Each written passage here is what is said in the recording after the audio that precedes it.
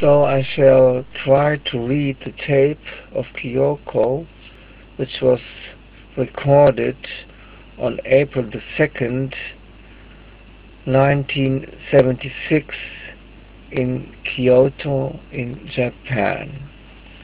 Well, I shall start. I have a terrible hangover, actually. I never want to see her. I can't forgive her. I can't forgive her way of living, though I said to my brother only that it's your life. I will not interfere with your life. But, frankly speaking, I can't celebrate you positively. So, I will just attend the wedding and I try to be as humble as possible. But anyway, as everything is over, I don't mind. I'm safe. So, that's all for the story about the wedding, the stupid wedding. I'm afraid you have made again a talk of your future a taboo.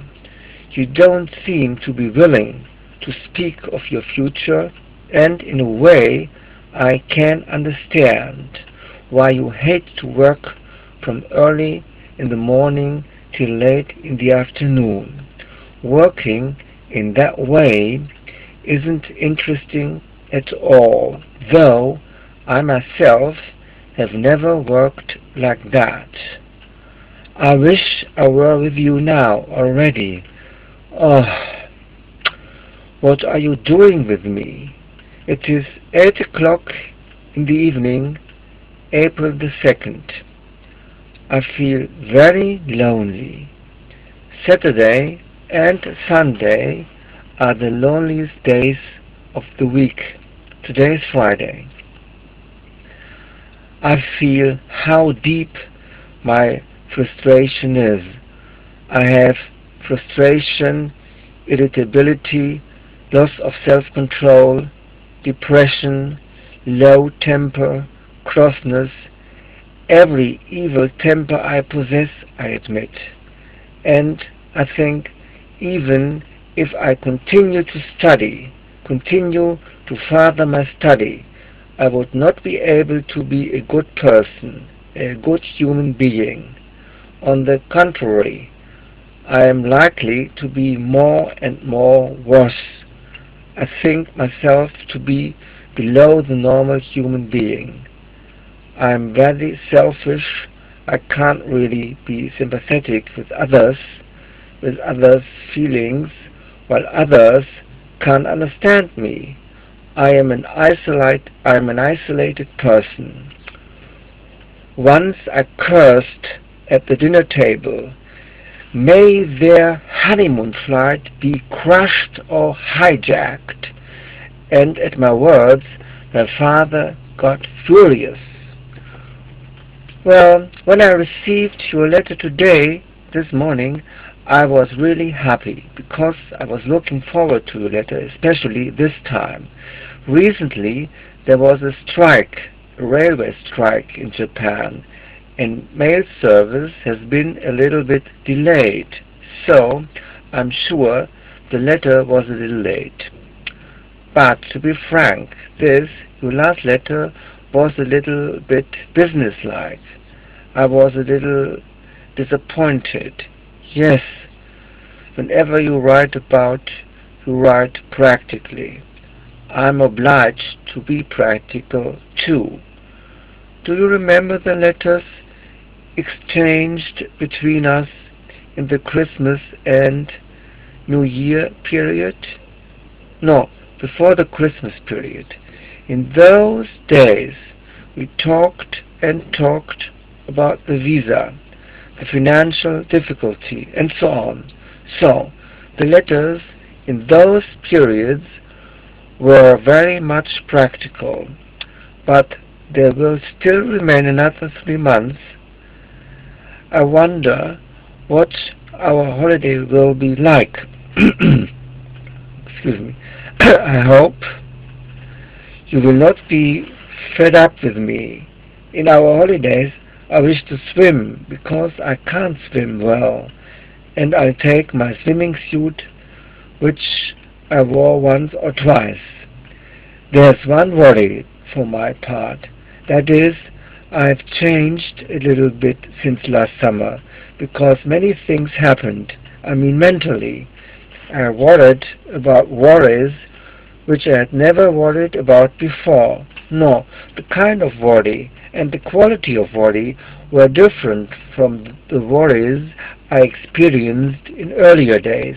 Till then, I had never worried for others, for the other person.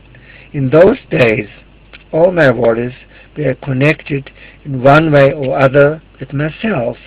But since last summer, all my thoughts and worries, in all my thoughts and worries, there's always you, the image of you, the thought of you.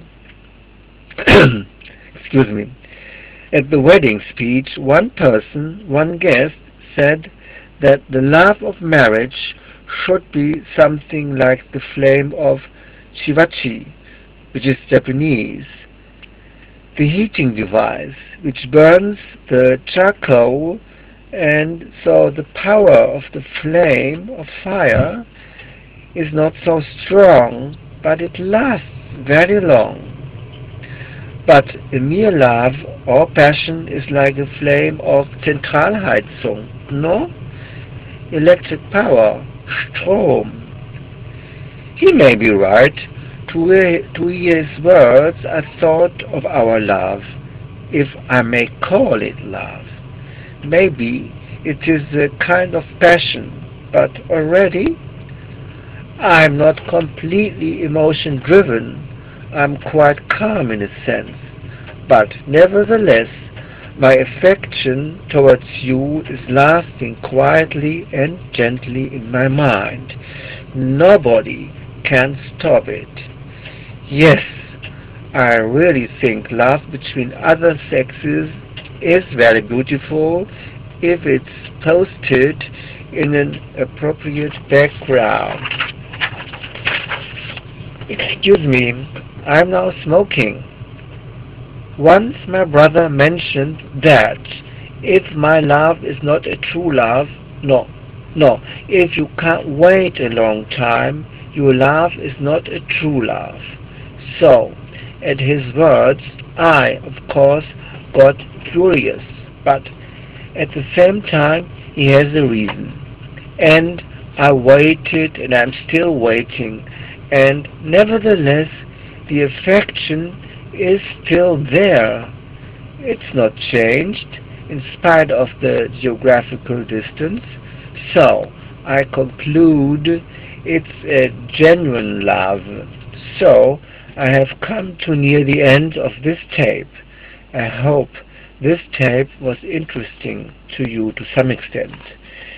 It's something like a murmur, but I couldn't help that, because I spoke one thinking and then thinking by thinking, except the first part, in which I read the manuscript. And so I'm looking forward to your next letter. Goodbye.